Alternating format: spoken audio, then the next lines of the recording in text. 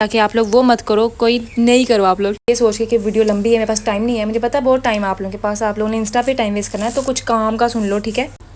The reason why I am making this video is कि मेरी अभी अभी यूनिवर्सिटी ख़त्म हुई है, तो मैंने सोचा कि ये परफेक्ट टाइम है ये वाली वीडियो बनाने का।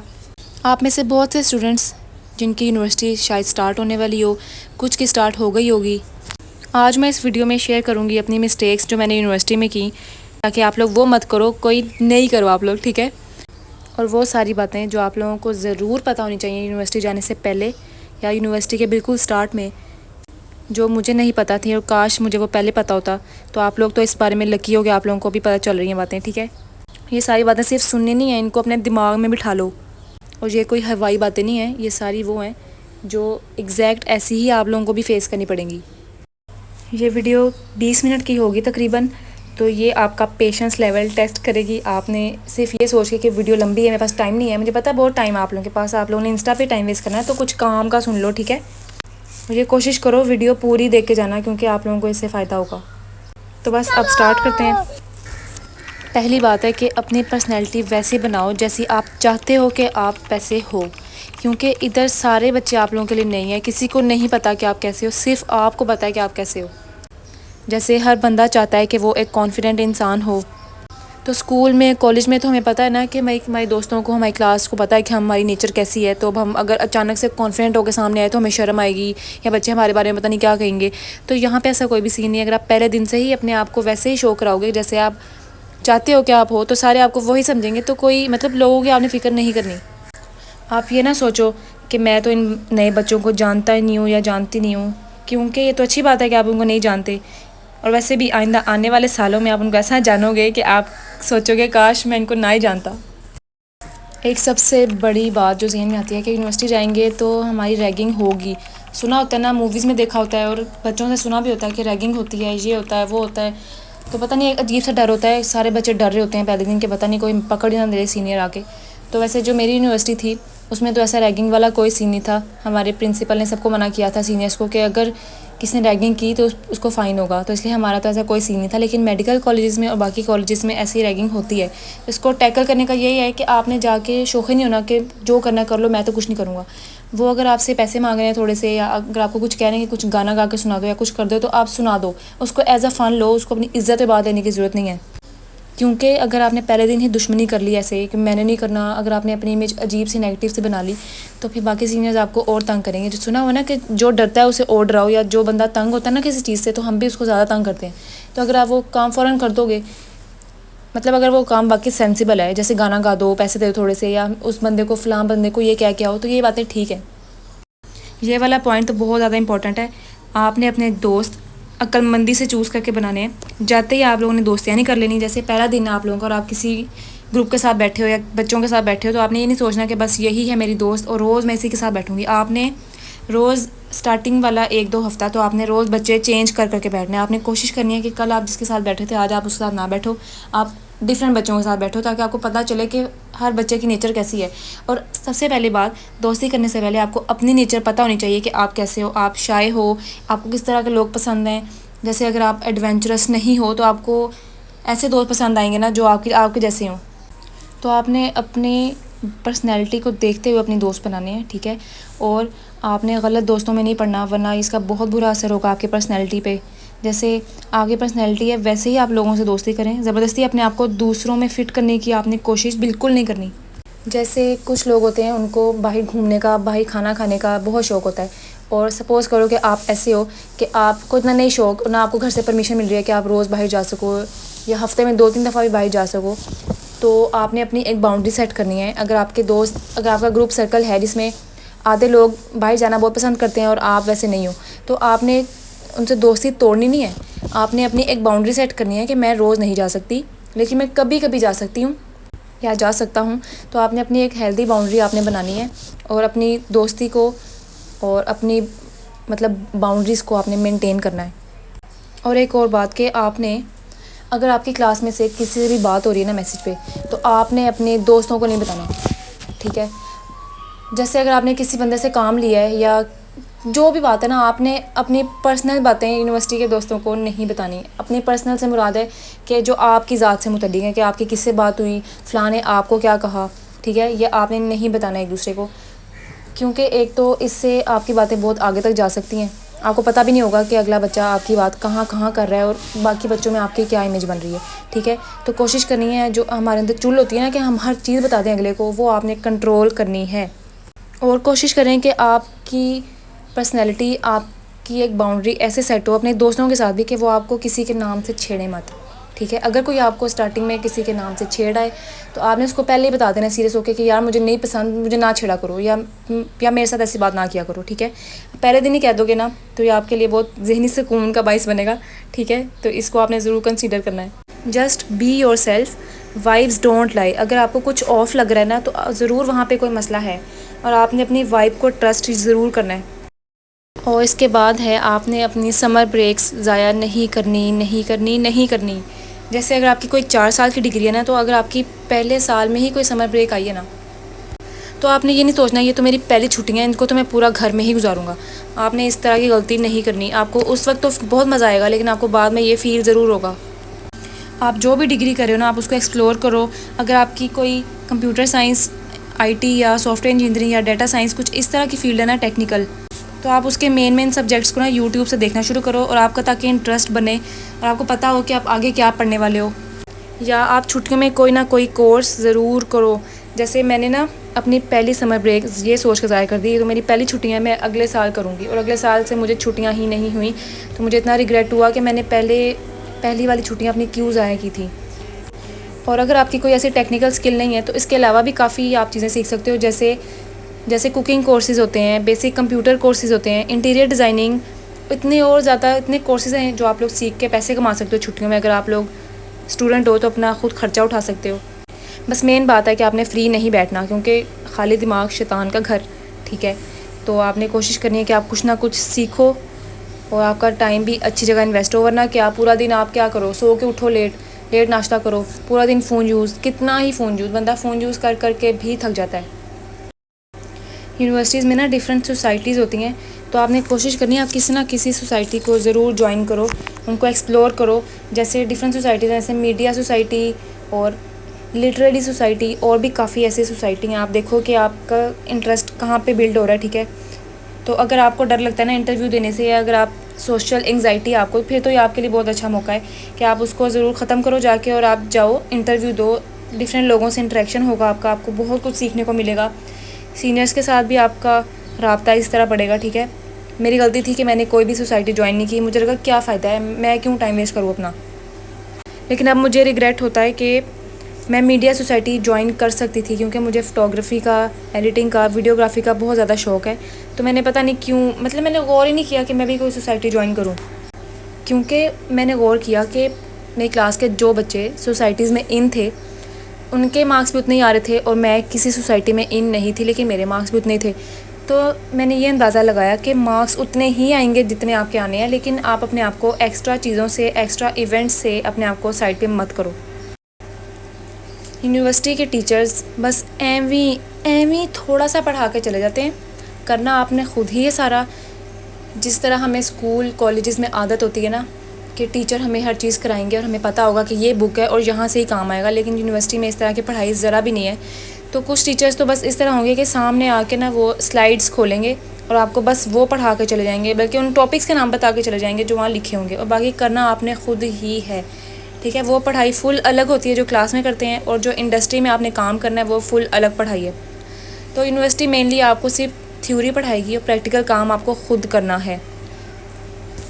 जिस तरह जब मैं यूनिवर्सिटी गई थी ना, तो मुझे था, मेरी कंप्यूटर साइंस डिग्री थी, मुझे था कि जो होगा ना यूनिवर्सिटी ही सिखाएगी। लेकिन मैं वेट ही करती थी कि यूनिवर्सिटी कब सिखाएगी।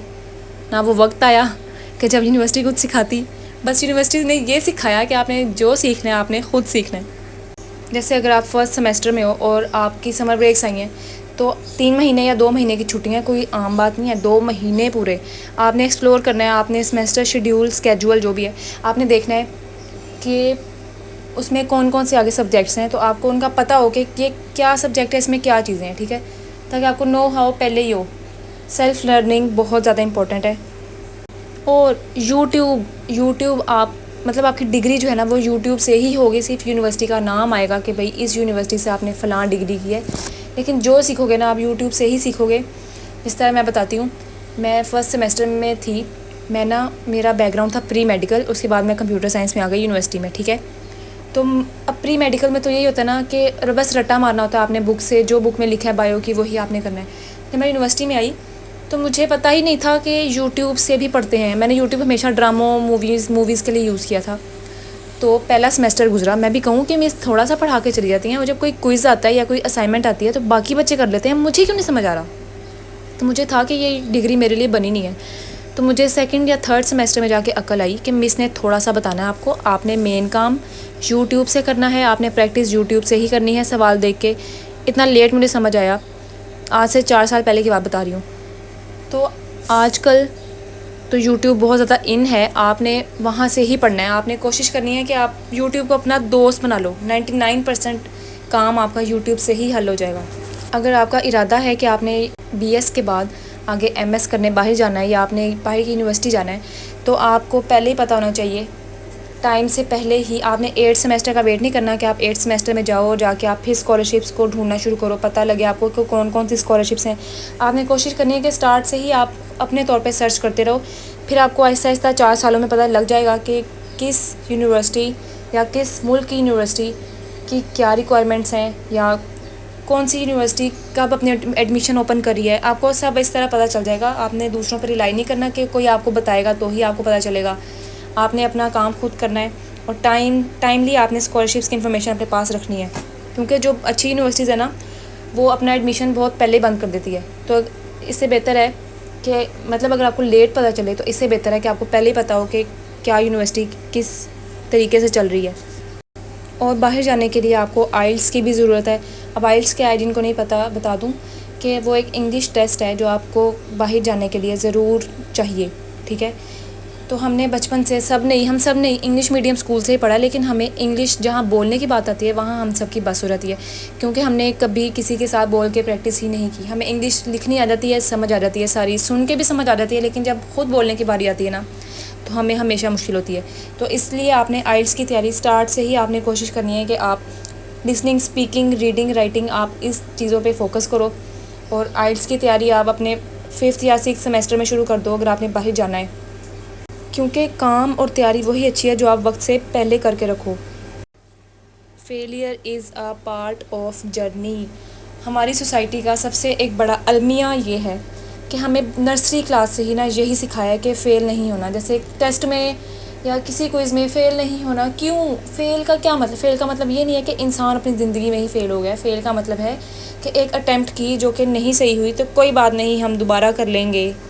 लेकिन हमारे जहन में इस तरह की हमारी अपब्रिंगिंग ही नहीं हुई कि हम किसी चीज़ को इस तरह एज्यूम कर सकें कि हमसे नहीं हो रही या हम ये इसको पास नहीं कर पाए।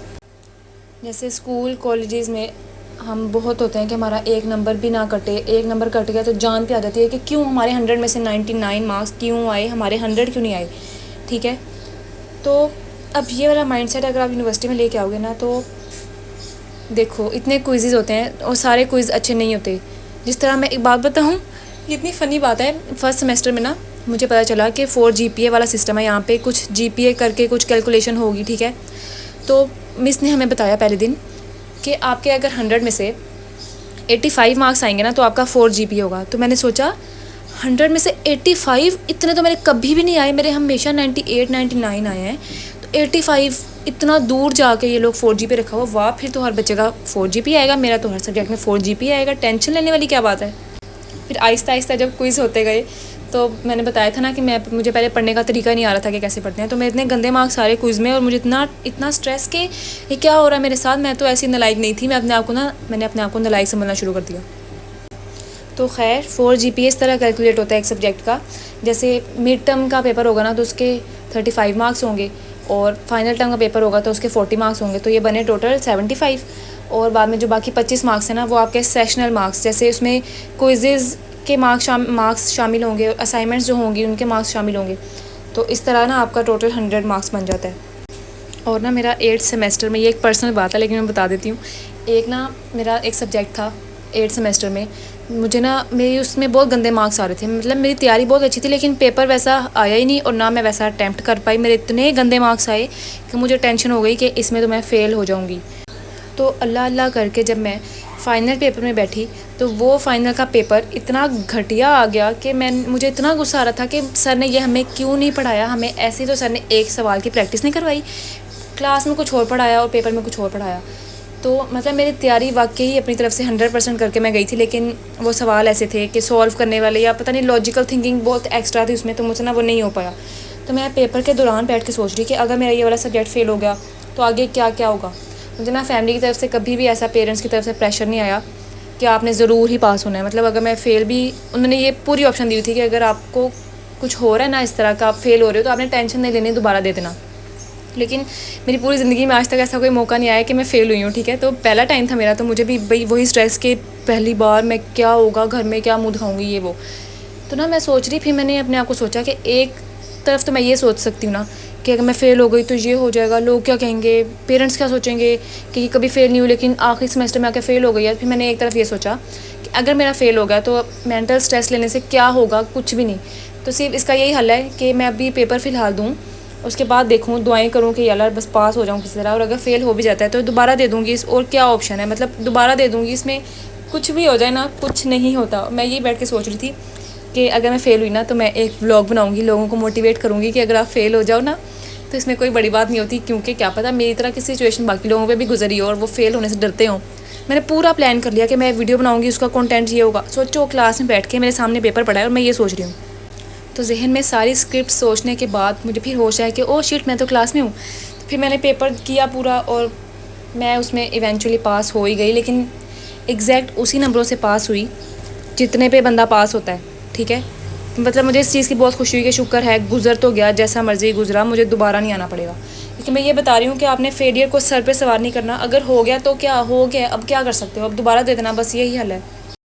और वैसे भी हर बंदा डिफरेंट होता है, हर बंदा एक काम उसी वक्त नहीं ठीक कर सकता। जैसे अगर कोई बंदा, उसको एक काम करने में 2 दफ़ा का टाइम लग रहा है, तो क्या अब हम ये सोचेंगे कि नहीं इसको आता ही नहीं है, ये ऐसा ये वैसा, नहीं।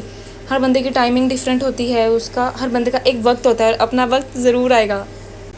तो बस मायूसी छोड़ के अपने आप को इन्वेस्ट कर लो कि आप पढ़ाई में अपना टाइम दोगे, ठीक है। और अगर आपकी कोई टेक्निकल फ़ील्ड है या अगर आपने बीएस के बाद जॉब करनी है, तो आप अपनी रेलिवेंट फ़ील्ड में, रेलिवेंट अपनी डिग्री से मुतल्लिक आपने इंटर्नशिप कोशिश करनी है कि आप 7 या 8 सेमेस्टर में इंटर्नशिप स्टार्ट करो। इंटर्नशिप ये होती है कि आप ना इंडस्ट्री में जाके काम सीखते हो, ठीक है। सीनियर्स वगैरह से आप काम सीखते हो एक एनवायरनमेंट में जाके, उससे आपको काफ़ी कुछ पता चलता है कि आप जो पढ़े थे वो फुल अलग है और जो आपने काम करना है वो फुल अलग है।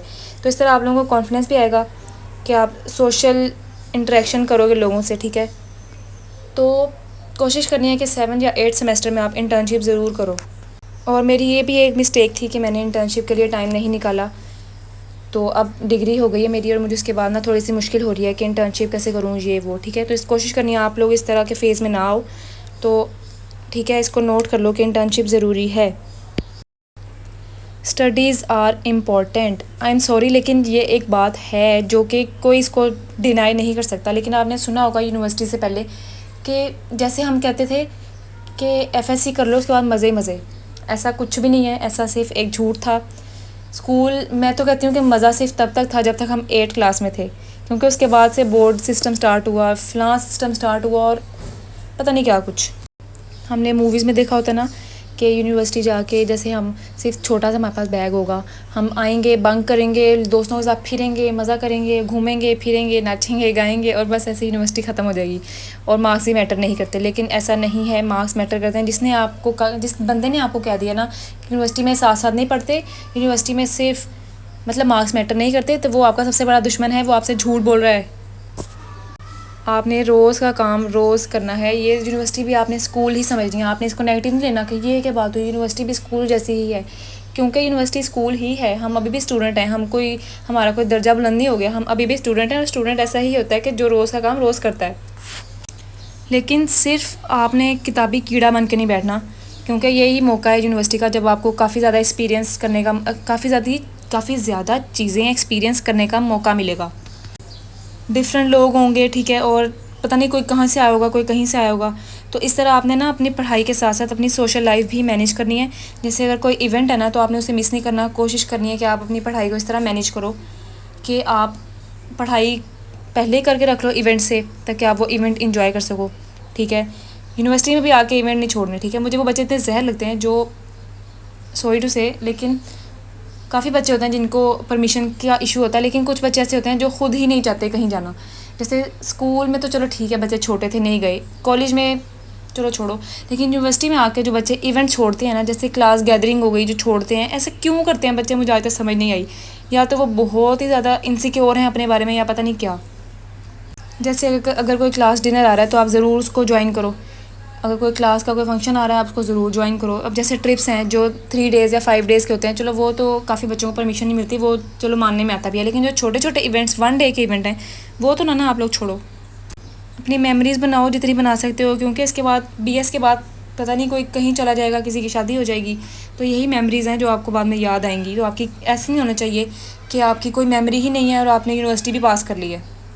तो अभी से अपनी जवानी में ही अपने आप को बूढ़ा करने की ज़रूरत नहीं है, ठीक है। इंसान बूढ़ा एज से नहीं होता, अपने माइंड से होता है। तो आपने कोशिश करनी है कि आप अपने आप को जवान रखो, अपने अंदर के बच्चे को आप जवान रखो।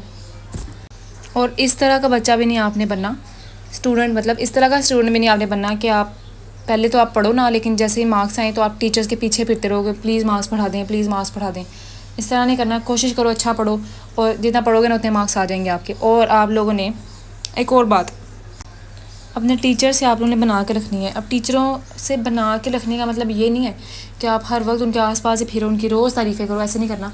जैसे क्लास में आप सबसे एंड में ना बैठो, पहली दूसरी तीसरी लाइन में बैठो, और अगर कोई टीचर कोई सवाल करे तो आप उसका जवाब दे दो।